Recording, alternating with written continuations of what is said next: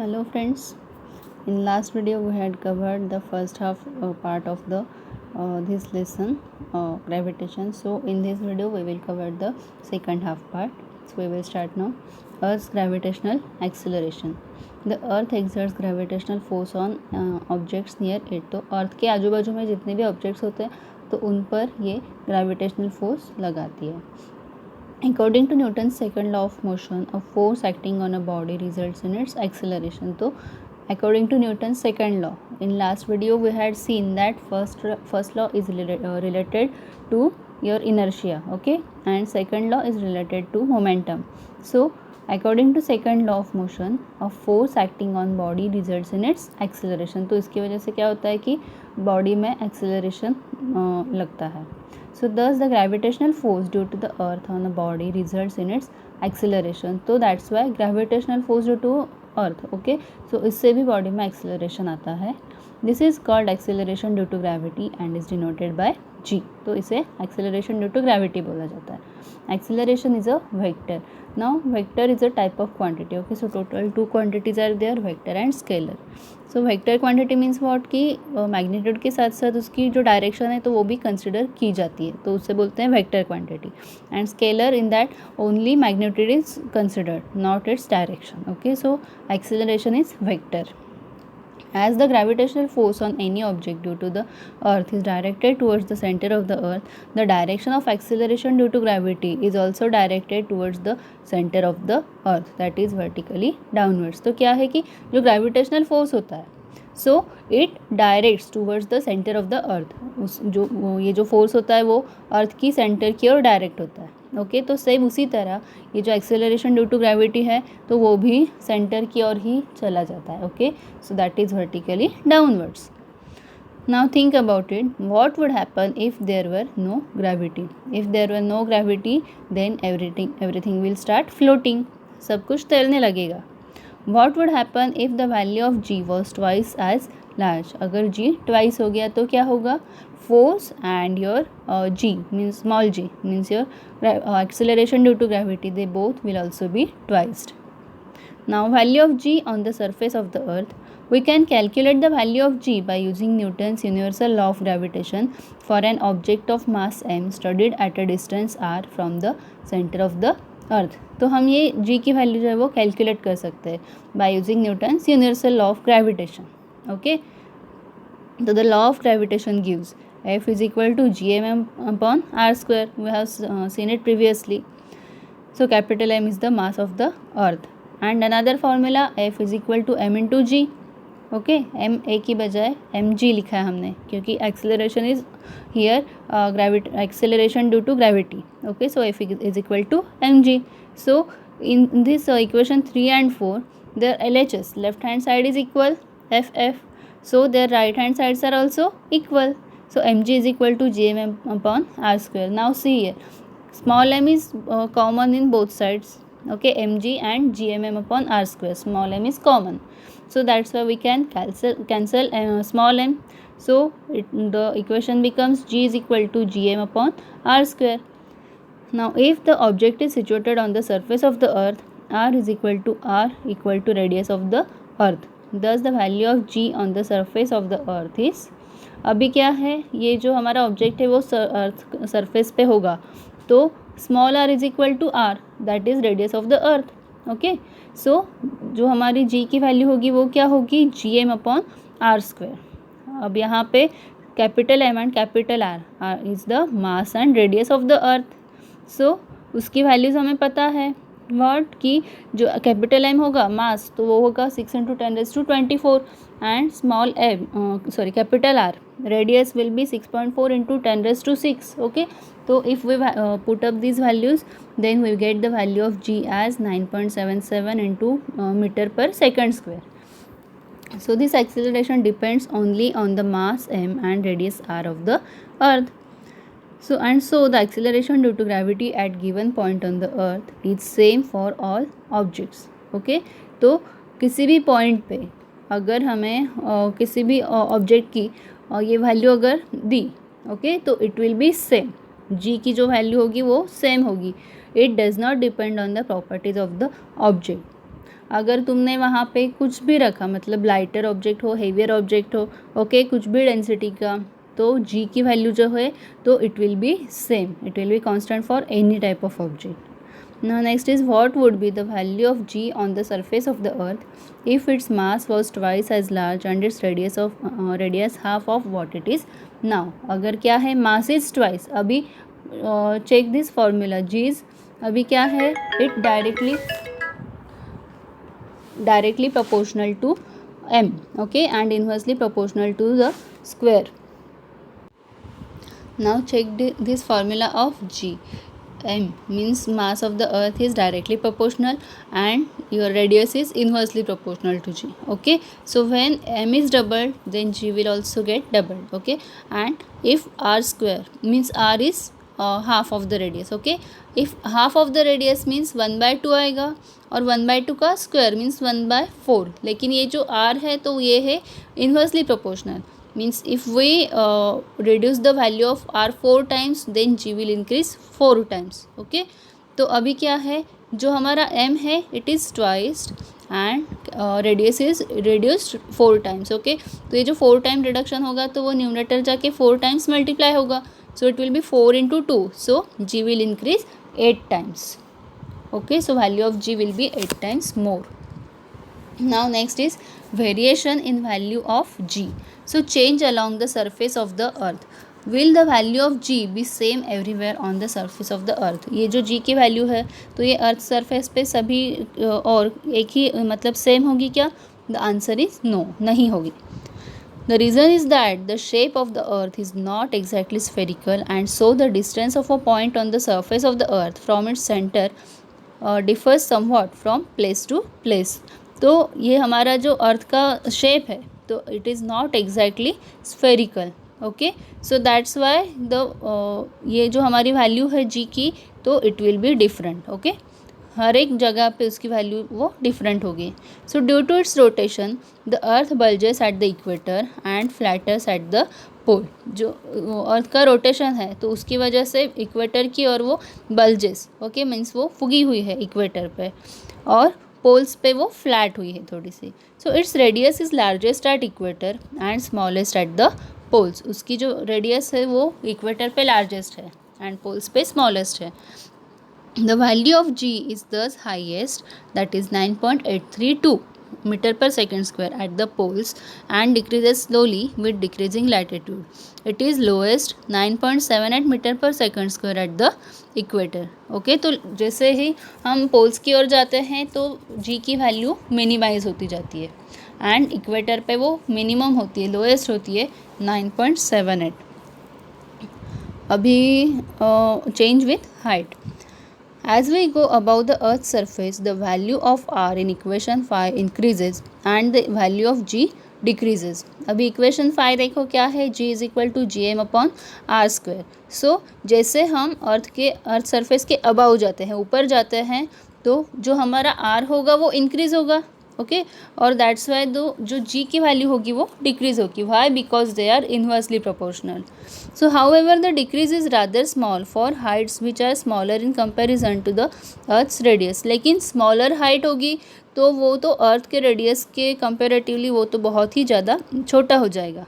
So for example, remember that the radius of the earth is 6400 kilometre. Okay, earth की जो radius है ये 6400 kilometre है. If an aeroplane is flying at height 10 kilometre above the surface of the earth, its distance from the surface of the earth changes from 6400 km to 6410 km and the change in value of g due to it is negligible.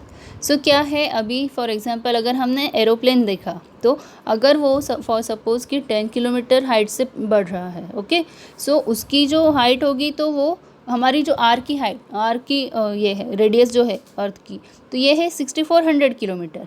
और अगर ये अभी aeroplane की height क्या होगी 6410 kilometre, तो मतलब ये 10 किलोमीटर जो है डिफरेंस, तो ये 6400 के हिसाब से बहुत ही कम है. ओके, और that's why the value of g due to it it's negligible. जो कुछ भी डिफरेंस होगा तो वो एकदम नेग्लिजिबल होगा. On the other hand, when we consider an artificial satellite orbiting the Earth, we have to take into account the change in the value of g due to the large change in the distance of the satellite from the center of the Earth.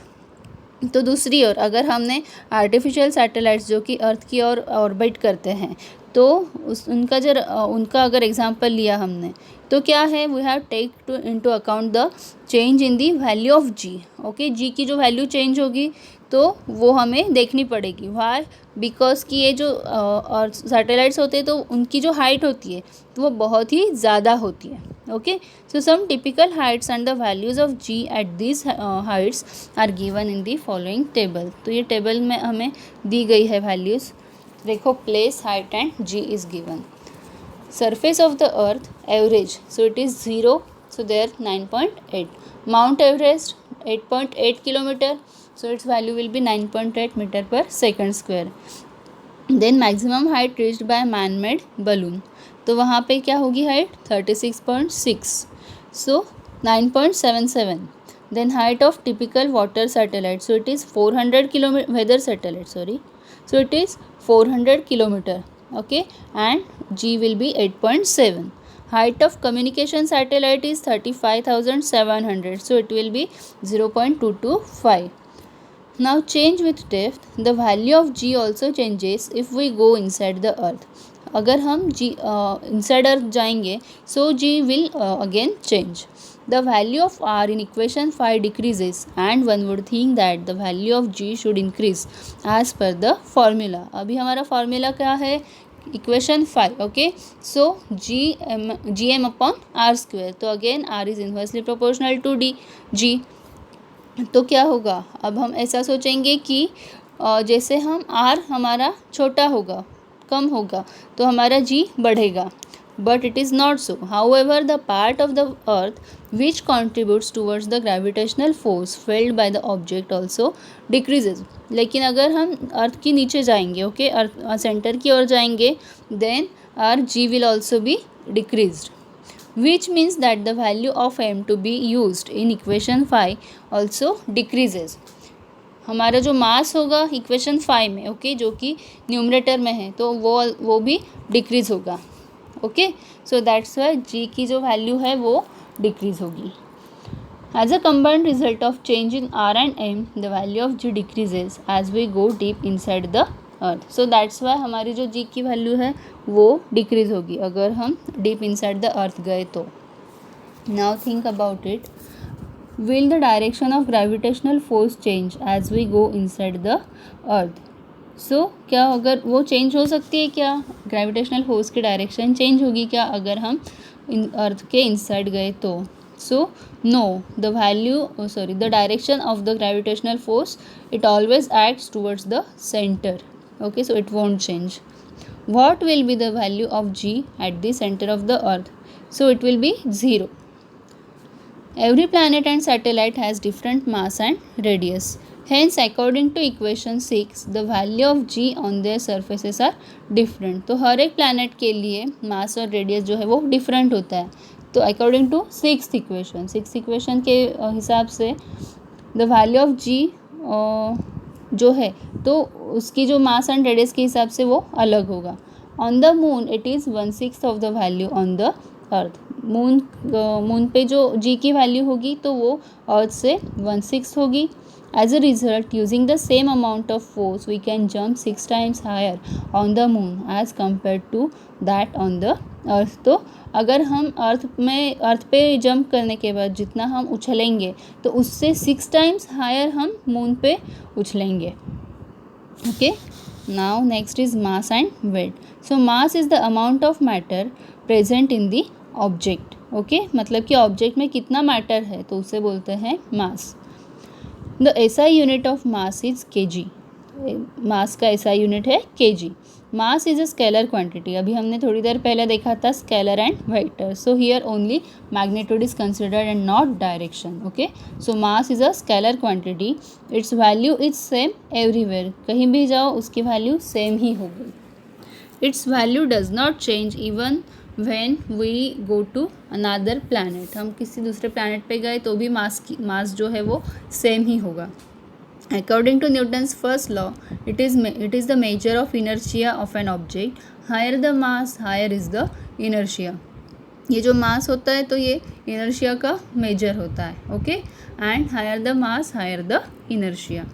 Now weight of an object is defined as the force with which the earth attracts the object. तो जो अर्थ होती है तो वो किसी भी object को कितनी तेज़ी से अपनी ओर खींचती है, अपनी ओर अट्रैक्ट करती है, तो उसे बोलते हैं weight. The force on an object of mass m on the surface of the earth can be return using equation 4.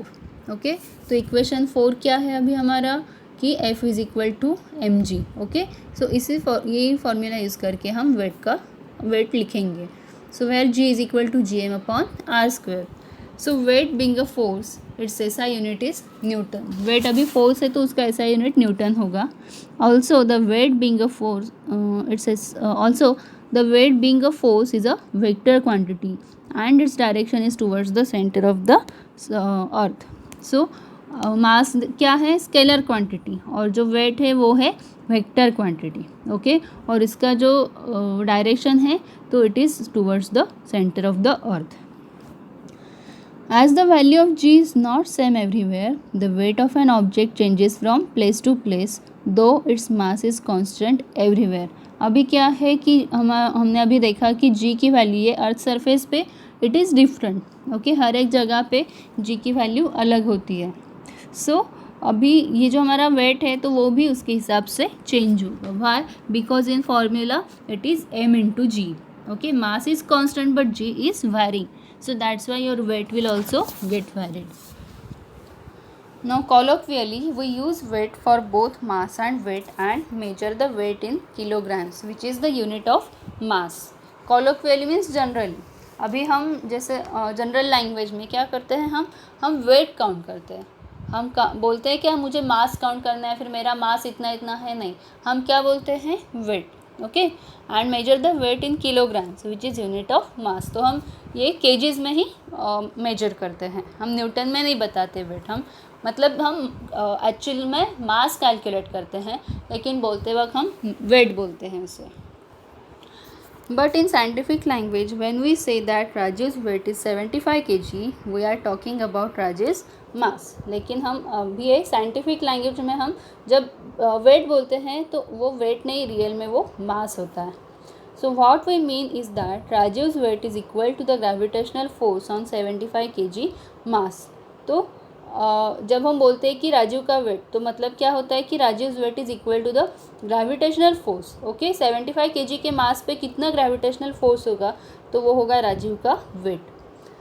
As Raju's mass is 75 kg, his weight on earth is F is equal to mg is equal to 75 into 9.8 equal to 735 Newton.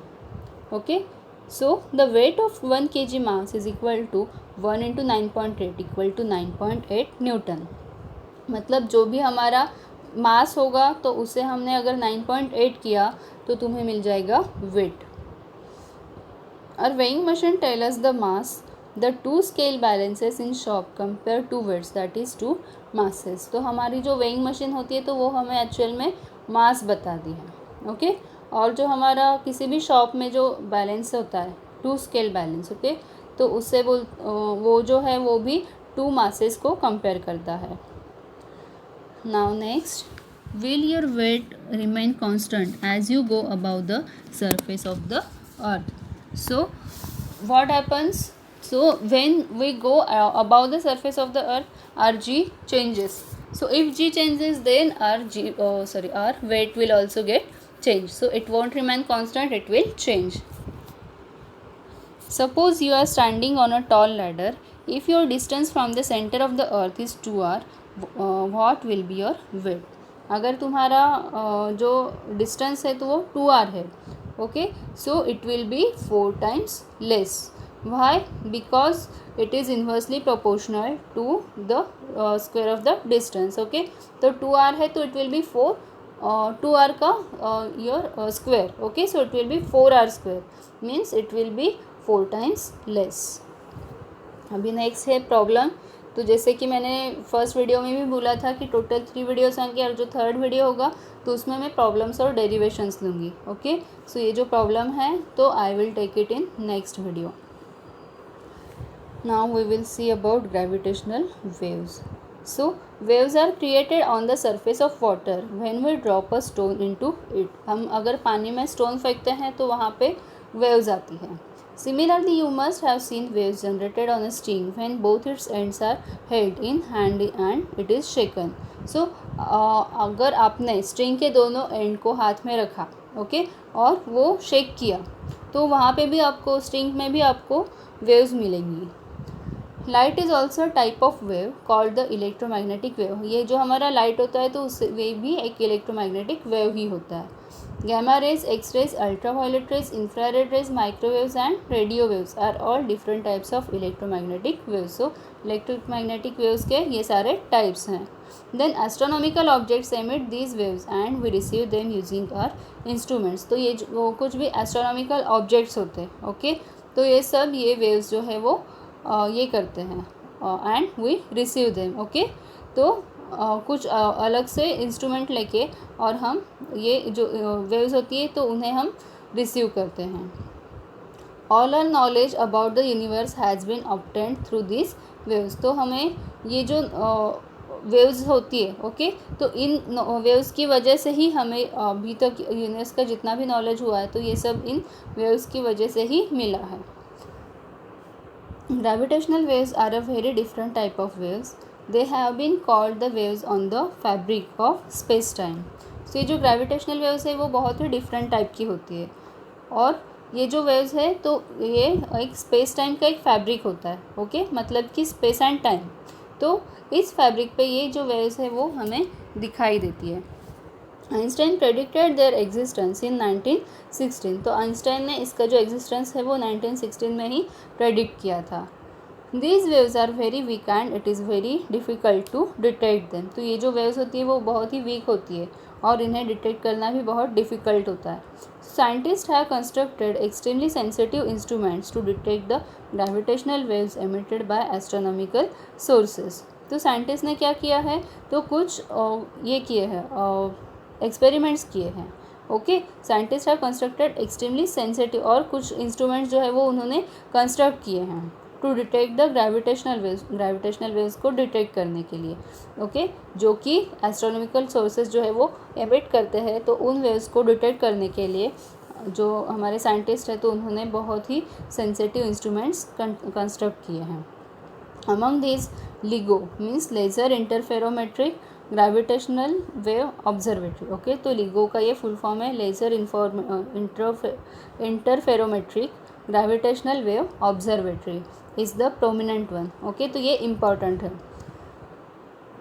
Exactly after 100 years of their prediction, scientists detected these waves coming from an astronomical source. Okay, तो Einstein ने जो 1916 में बोला था, prediction किया था, okay, gravitational waves के बारे में, तो उसके एग्जैक्टली 100 ईयर्स बाद में मीन्स 2016 में इसका जो है वो प्रेडिक्शन साइंटिस्ट ने इन्हें डिटेक्ट किया था. Indian scientist have contributed significantly in the discovery. Okay, तो इसकी जो डिस्कवरी हुई थी LIGO की तो इसमें इंडियन साइंटिस्ट ने भी बहुत बड़ा कंट्रीब्यूशन दिया था. This discovery has open a new path to obtain information about the universe. तो इस डिस्कवरी की वजह से हमें यूनिवर्स की और इन्फॉर्मेशन मिलने के लिए मदद होगी.